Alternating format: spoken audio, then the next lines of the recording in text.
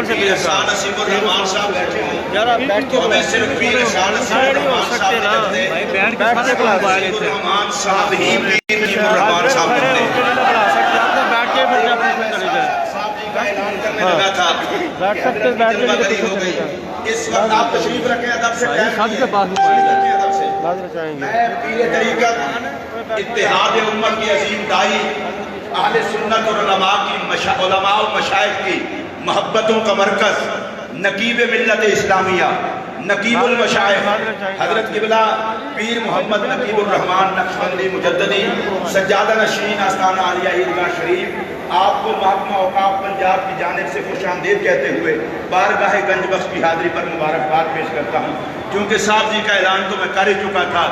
انہی شخصیت کی دعاؤں کا اثر اور ان کی تربیت کا اثر صاحبزادہ بارہ شان عیدگاہ کے مشائخ کی وراثت کا صحیح وارث، فیضان کا قاسم، کا خادم، نبی پاک علیہ السلام کے شہر پاک سے ٹوٹ کر عشق کرنے والا، نوجوانی کی عمر میں مشائخ کی امانتوں کا امین بن کے حق و صداقت کی صدا بلند کرنے والا تشریف لا رہے ہیں حضرت صاحبزادہ پیر محمد حسان نصیب الرحمان صاحب۔ آپ سے بات کرتا ہوں ہماری دو پیچھے لے جائیں یار جگہ تو چھوڑنا نہیں تو سیدھے تھے پیچھے آ جاؤ اس جگہ دے آ جاؤ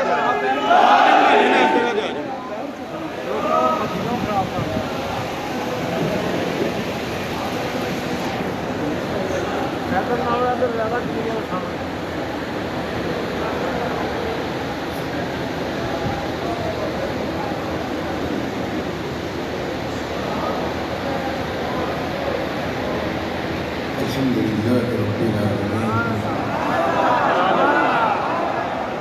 والصلاة والسلام على سيد الأنبياء والمرسلين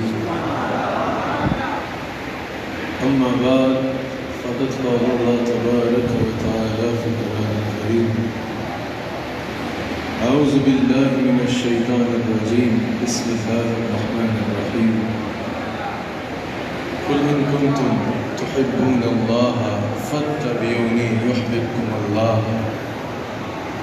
صدق الله العظيم وصدق رسوله النبي الكريم۔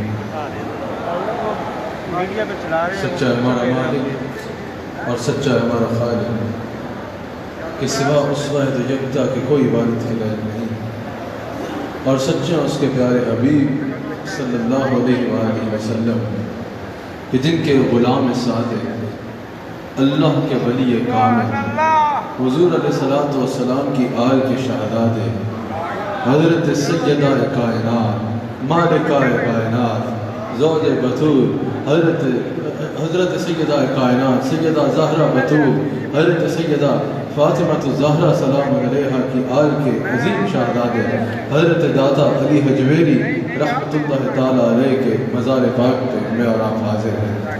الحمدللہ میں اللہ تعالیٰ کا شکر ادا کرتا ہوں کہ اللہ تعالیٰ نے ایک مرتبہ پھر اپنے ولی کامل حضرت سیدہ زہرا پاک سیدہ کائنات سلام علیہا کی آل کے اس شہزادے کے دربار میں ہمیں حاضری کا شرف عطا فرمایا۔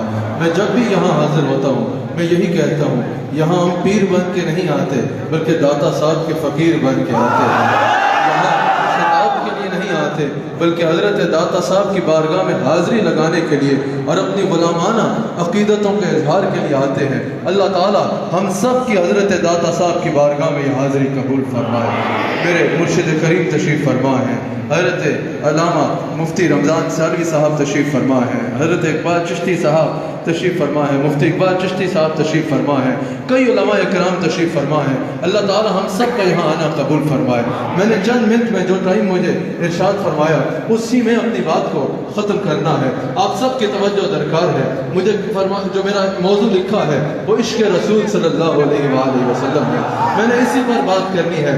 یاد رکھیے گا حضور علیہ السلام کی محبت مرکز ایمان ہے۔ حضور علیہ السلام کی محبت صرف ایمان کا حصہ نہیں ہے، حضور علیہ السلام کی محبت ایمان کی اصل ہے۔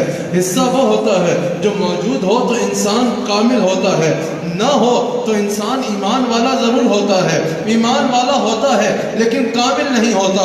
حضور علیہ السلام کی محبت صرف ایمان کا حصہ نہیں ہے، حضور علیہ السلام کی محبت ایمان کی اصل ہے۔ اگر حضور سے محبت ہوگی تو تم صاحب ایمان ہو سکتے ہو، اگر حضور سے محبت نہیں ہے تو تم ایمان والے ہو ہی نہیں سکتے۔ ایمان والا ہونے کے لیے حضور علیہ السلام کی محبت ہے، حضور علیہ السلام سے رشتہ ہے، اور حضور علیہ السلام کی محبت مرکز ایمان ہے۔ حضور علیہ السلام کی محبت ایمان کا مرکز ہے۔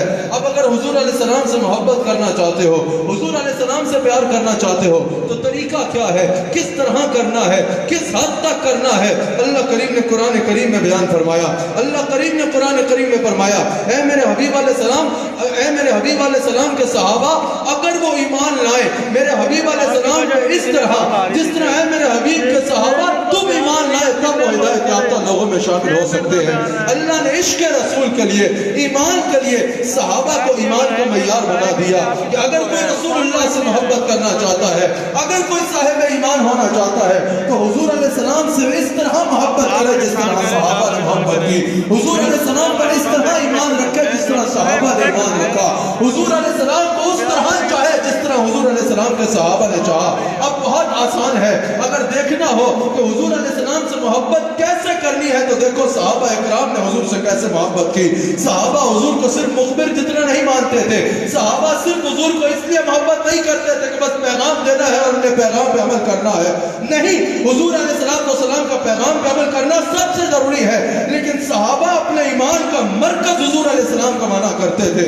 بخاری میں موجود ہے، حضور علیہ السلام ظہر کی نماز پڑھا رہے ہیں، آپ کا حدیث اکثر سنتے رہتے ہیں، میرا اس پر تبصرہ آپ نے سماعت فرمانا ہے، حضور علیہ السلام ظہر کی نماز پڑھا رہے ہیں، 2 پڑھا رہی ہے رکعت اور 2 باقی ہے۔ حضور کے دل میں خیال آتا ہے کیا یہ اچھا ہو کہ مسلمانوں کا قبلہ بیت المقدس کے بجائے مکہ میں بیت اللہ کو بنا دیا جائے؟ ابھی دل میں خیال ہی آیا، حضور علیہ السلام کی نگاہیں آسمان کی جانب اٹھتی ہیں، اللہ کریم فرماتا ہے میرے حبیب علیہ السلام ہم آپ کی نگاہوں کا اٹھنا دیکھ رہے ہیں، فَلَنُوَلِّيَنَّكَ قِبْلَةً تَرْضَاهَا، میرے حبیب علیہ السلام جدھر دل کرتا ہے رخ کو موڑنا ہم اسے قبلہ بنا دیں گے۔ بتائیے یہ وحی کس پر آئی؟ حضور علیہ السلام پر آئی۔ کیا صحابہ پہ وحی اتری؟ ہرگز نہیں اتری۔ کیا صحابہ پہ یہ قرآن کا حکم اترا؟ ہرگز صحابہ نے نہ قرآن اترتے سنا، نہ دیکھا، نہ حضور علیہ السلام نے فرمایا قبلہ بدلنے کا حکم آ گیا ہے، نہ صحابہ کے وہم و گمان میں ہے کہ آج قبلہ بدل رہا ہے، صرف حضور علیہ السلام نے سنا، صرف حضور علیہ السلام کو یہ حکم آیا کہ فَلَنُوَلِّيَنَّكَ قِبْلَةً تَرْضَاهَا، ہم ضرور بنا دیں گے اسے قبلہ جہاں آپ کی منشا ہوئی، یعنی میرے حبیب علیہ السلام جدھر دل کرتا ہے رخ کو پھیرو ہم اسے قبلہ بنا دیں گے۔ اب رسول اللہ نماز پڑھا رہے ہیں، صحابہ کو نہیں پتا کہ قبلہ بدل رہا ہے، سنو صحابہ حضور علیہ السلام کو کیسے مرکز ایمان مانتے تھے اور کیسے ایمان کا مرکز اور محبت کا مرکز حضور علیہ السلام کی ذات تھی۔ حضور نماز پڑھا رہے ہیں، حکم آ گیا کہ قبلہ بدل جائے، حضور نے اپنا چہرہ یہاں سے یہاں کیا، صحابہ کو نہیں پتا کہ قبلہ بدلا ہے، صحابہ کو صرف اتنا پتا ہے کہ رکن مصطفیٰ کی سمت وہاں سے یہاں ہوئی ہے، صحابہ کے وہم و گمان میں بھی نہیں ہے قبلہ بدل رہا ہے۔